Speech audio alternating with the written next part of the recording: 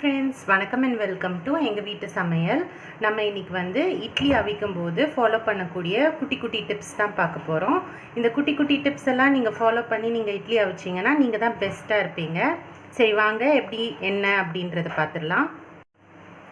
நம்ம இட்லி மாவை திறந்து பார்த்துடலாம். பாருங்கள், நல்லா புளிச்சிருக்கு. இட்லி மாவு வந்து எப்படி நம்ம எந்த ப்ரொப்போர்ஷனில் ஆட்டணும் அப்படின்றதுக்கு நம்ம ஆல்ரெடி வீடியோ போட்டிருக்கோம். பட் இது எப்படி நம்ம ஆட்டியிருக்கோம் அப்படின்னா, 2 பங்கு இட்லி அரிசிக்கு அரை பங்கு உளுந்து, 1/4 பங்கு ஜவ்வரிசி போட்டு கொஞ்சமாக வெந்தயம் சேர்த்து நம்ம ஆட்டி வச்சுருக்கோம். இது வந்து ஒரு 8 மணி நேரம் போல் புளிச்சிருக்கு. இப்போ வந்து நம்ம இட்லி ஊற்றிடலாம். இப்போ வந்து நம்ம இட்லி அவிக்கிறதுக்கு நம்ம இந்த மாதிரி துணி எடுத்திருக்கோம். இதை வந்து நல்லா ரவுண்ட் ஷேப்பில் இந்த மாதிரி கட் பண்ணி நடுவில் வந்து ஓட்டை போட்டிருக்கோம். இது வந்து எப்படி கட் பண்ணணும், என்ன மாதிரி துணி செலக்ட் பண்ணணும் அப்படின்றதுக்கு நம்ம ஆல்ரெடி வீடியோ போட்டிருக்கோம். அந்த லிங்க் வந்து நாங்கள் உங்களுக்கு டிஸ்கிரிப்ஷனில் தரோம், நீங்கள் போய் பார்த்துக்கலாம்.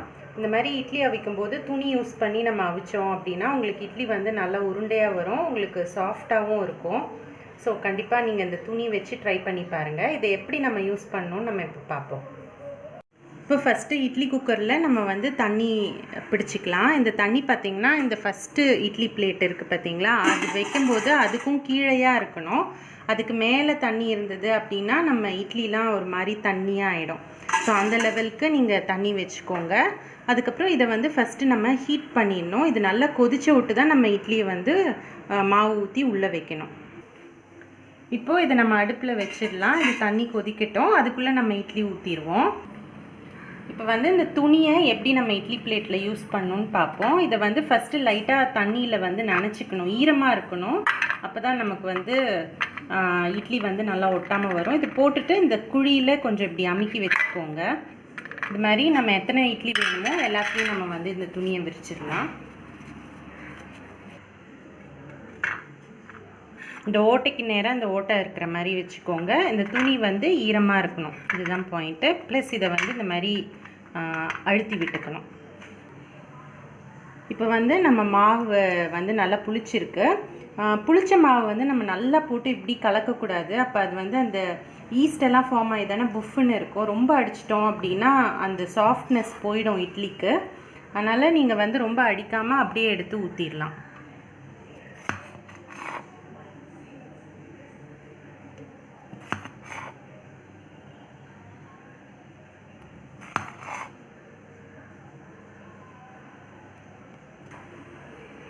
இப்போ வந்து நம்ம இட்லி வந்து அடிக்கிடுவோம் பிளேட்டை. இப்போ இந்த இட்லி இப்படி இருக்குன்னா நம்ம இந்த மாதிரி பார்த்து வைக்கணும். அப்போ தான் வந்து உங்களுக்கு இட்லி ஒன்றோட ஒன்று இடிச்சிக்காமல் அடியில் வந்து தட்டாமல் இருக்கும். ஸோ இப்படி மாற்றி மாற்றி வச்சுக்கோங்க. இந்த சைடு வந்து இட்லி வர மாதிரி. ஓகே, இப்போ நம்ம வச்சிட்டோம். இப்போ நம்ம இட்லி குக்கரில் இருக்க தண்ணி வந்து கொதிக்க ஆரம்பிச்சிருச்சு. இப்போ நம்ம வந்து இட்லி பிளேட்டை உள்ளே வச்சிடலாம். நம்ம மூடிக்குவோம். இப்போ வந்து ஒரு 7 நிமிஷத்தில் வந்து இட்லி வெந்துடும். இப்போ 7 நிமிஷம் ஆயிடுச்சு. நம்ம வந்து ஆஃப் பண்ணிடலாம். திறந்து பார்ப்போம். நம்ம வந்து இட்லி வெந்துருச்சான்னு பார்ப்போம். பாருங்கள், கிளியர் நைஃபாக வந்திருக்கு. ஸோ வெந்துடுச்சு. இது வந்து உடனே இட்லி எடுத்துடாதீங்க. லைட்டாக தண்ணி தெளித்து கொஞ்ச நேரம் ஆற விட்டு நம்ம எடுக்கணும். வந்து லைட்டாக இப்படி தண்ணி தெளிச்சுக்கோங்க.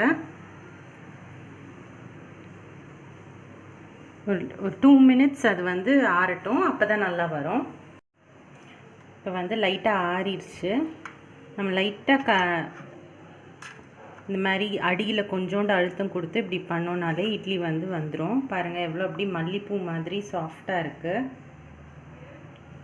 இன்னொரு இட்லியும் நம்ம எடுப்போம். இப்போ அடியில் இந்த மாதிரி லைட்டாக அழுத்தம் கொடுத்துட்டு நீங்கள் இப்படி பண்ணிங்கனாலே வந்துடும்.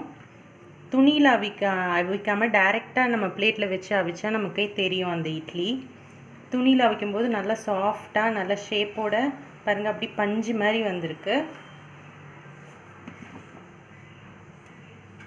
பாருங்கள் எவ்வளோ சாஃப்டாக பஞ்சு மாதிரி வந்திருக்கு உங்களுக்கு.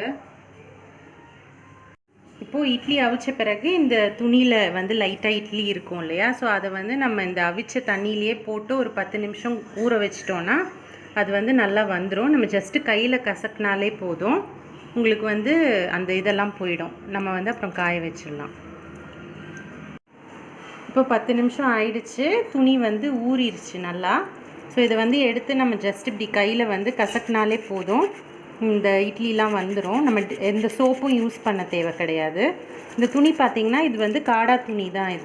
இது நம்ம கடையில் போய் ஒரு மீட்டர் அந்த மாதிரி நம்ம வாங்கி வச்சுக்கலாம்.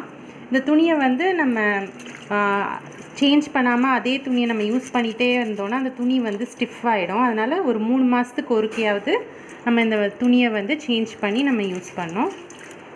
இப்போ பாருங்கள், நம்ம லைட்டாக தான் கசக்கணும், நல்லா போயிடுச்சு. இதை வந்து அதுக்கப்புறம் ஒன்ஸ் நம்ம அலசி எடுத்துட்டோம் அப்படின்னா நமக்கு நல்லாயிருக்கும். இப்போ வந்து இட்லி பிளேட்டில் டைரெக்டாக நம்ம வந்து இட்லி ஊற்றினோம் அப்படின்னா அது ஒட்டாமல் வர்றதுக்கு என்ன டிப்ஸ் ஃபாலோ பண்ணோம் அப்படின்றத பார்ப்போம். ஸோ ஃபஸ்ட்டு வந்து நீங்கள் இட்லி பிளேட்டில் ஆஸ் யூஷுவல் எண்ணெய் தடவுற மாதிரி எண்ணெய் தடவிக்கோங்க. இட்லி குக்கரில் இப்போ தண்ணி கொதிச்சுட்டு இருக்கு. இப்போ நம்ம வந்து எண்ணெய் தடவின இட்லி பிளேட்ஸை இந்த இட்லி குக்கரில் வச்சுட்டு கொஞ்சம் நேரம் வச்சுட்டு நம்ம எடுக்க போகிறோம்.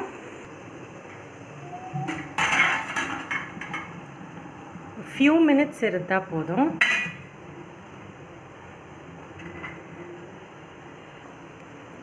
இப்போ வந்து 2 நிமிஷம் வச்சிட்டோம், நம்ம எடுத்துடலாம். இப்போ இந்த பிளேட்லாம் வந்து லைட்டாக சூடாக இருக்கும், எண்ணெயும் அதில் இருக்கும். இந்த ஸ்டேஜில் நம்ம இட்லி ஊற்றிடலாம்.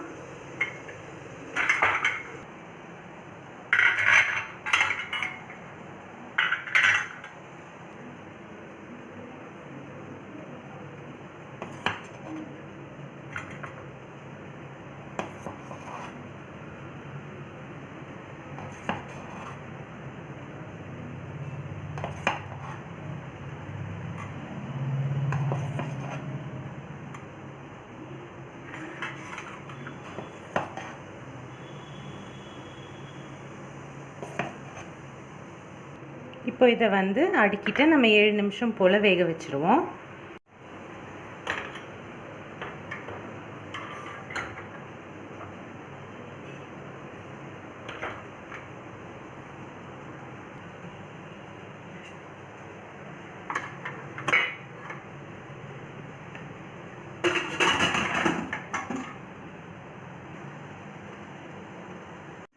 இப்போ வந்து நம்ம பார்த்தோன்னா 7 மினிட்ஸ் ஆயிடுச்சு. நம்ம வந்து பார்ப்போம்.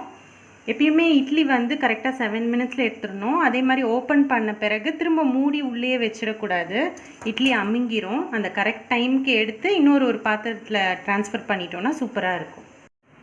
இப்போ வந்து ரொம்ப சூடாக இருக்கும்போதே நம்ம எடுத்துட்டோம் அப்படின்னா அடியிலலாம் ஒட்டி இருக்கும். அதனால் கொஞ்சம் ஆற விடுங்க. அது மாதிரி அப்படி லைட்டாக தண்ணி தெளிச்சுக்கோங்க.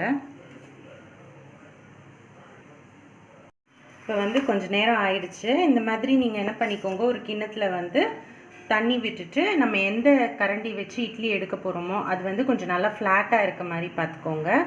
அதை வந்து தண்ணியில் டிப் பண்ணி வச்சுக்கோங்க. இப்போ வந்து நம்ம இட்லி எடுப்போம்.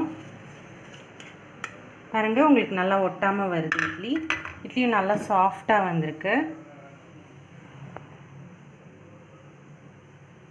நம்ம இன்னொரு இட்லியும் எடுப்போம். பாருங்க,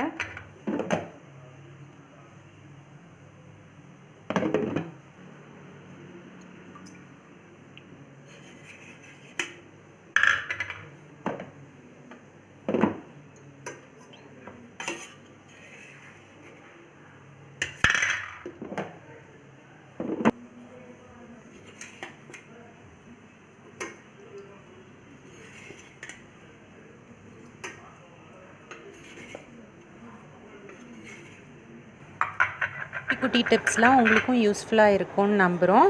நீங்களும் ட்ரை பண்ணுங்கள். ட்ரை பண்ணிவிட்டு உங்களோட ஃபீட்பேக்கை எங்களுக்கு கமெண்ட்ஸில் போடுங்க. இந்த வீடியோ உங்களுக்கு பிடிச்சிருந்ததுன்னா லைக் பண்ணுங்கள், ஷேர் பண்ணுங்கள், சப்ஸ்கிரைப் பண்ணுங்கள். மறக்காமல் பெல் பட்டனையும் டேப் பண்ணுங்கள். அப்போ தான் எங்களோட ரெகுலர் அப்டேட்ஸ் உங்களுக்கு வந்து சேரும். தேங்க்யூ.